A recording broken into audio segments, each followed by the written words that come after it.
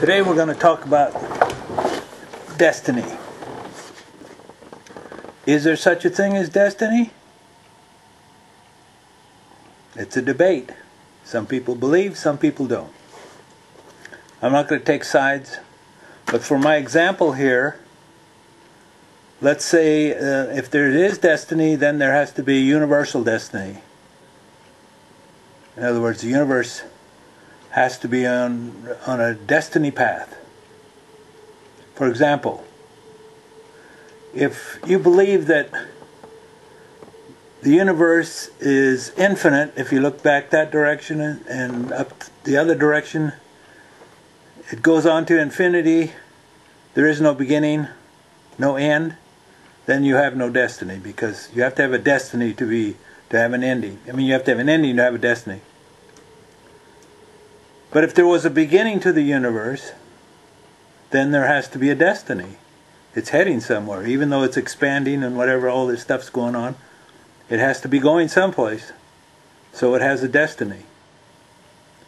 Now, I can't prove it one way or another. Maybe Stephen Hawking can, but I can't. But let's just say, for argument's sake, or for discussion's sake, that one of the examples I use to show that the universe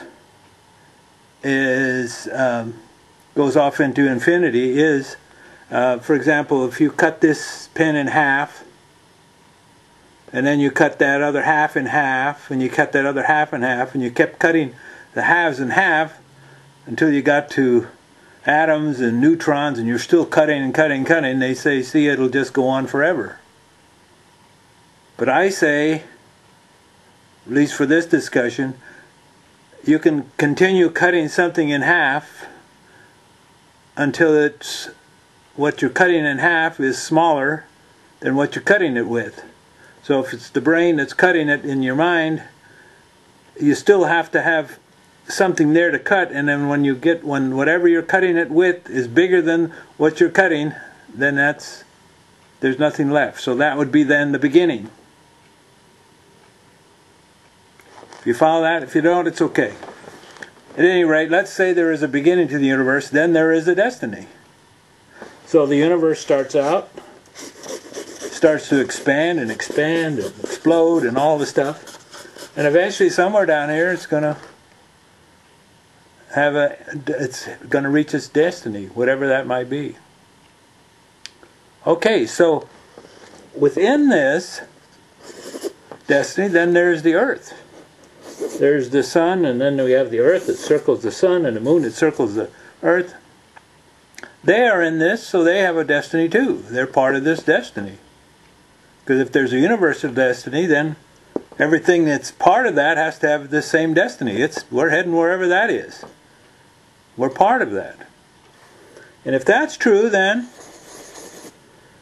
as we are part of the universe and part of our earth here, then we must have destiny too. Our destiny will be fulfilled whenever the universal destiny is fulfilled.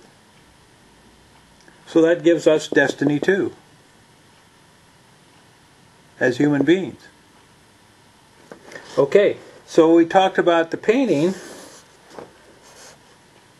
last week, where you start out at this point and then it expands and expands, and you add color and form and so on, and then eventually down at the end, there it has a destiny. Well, then that follows the universal destiny, doesn't it? And everything is in harmony. Remember how important harmony is.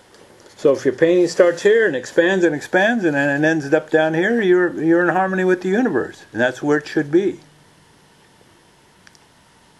If you take a rocket ship here at the Earth, put the moon up here, and you shoot this rocket ship off, its destination is the moon. That's its destiny. And off it goes. And when it hits the moon, it's reached its destiny. So then, if painting has its destiny, each painting, the artist has its destiny because it's part of the universe. The painting itself then follows a destiny path. But what happens when we get to, like we said with Picasso,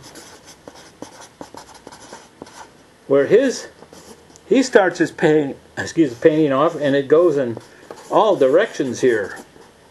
Now, how does that follow destiny? If it's going off in all directions, eventually it does end up in destiny. It ends up as a painting, but it's gone through all these mishmash of trails here. So that means there must be free will. If he's not following his a smooth harmony path that leads to this destiny, and his is going all over, that must mean there must be some free will in here. Same with the moon rocket ship that goes to the moon. It doesn't go directly. They have to make adjustments along the way. So it has free will too, in a sense, because it can miss the moon. Well, what causes everything, the reason that goes off course and it would be called free will, and what keeps it back on track is something called the law of occurrences. The law of occurrences. That's what causes Picasso's painting to eventually come down to its destiny. That's what's caused the rocket ship to eventually adjust itself and end up on the moon. And that's what's going to eventually keep our planet and the universe heading towards its destiny. The law of occurrences. Now, come back next week and we'll talk about the law of occurrences. In the meantime, go to my website, send me an email, and come back next week.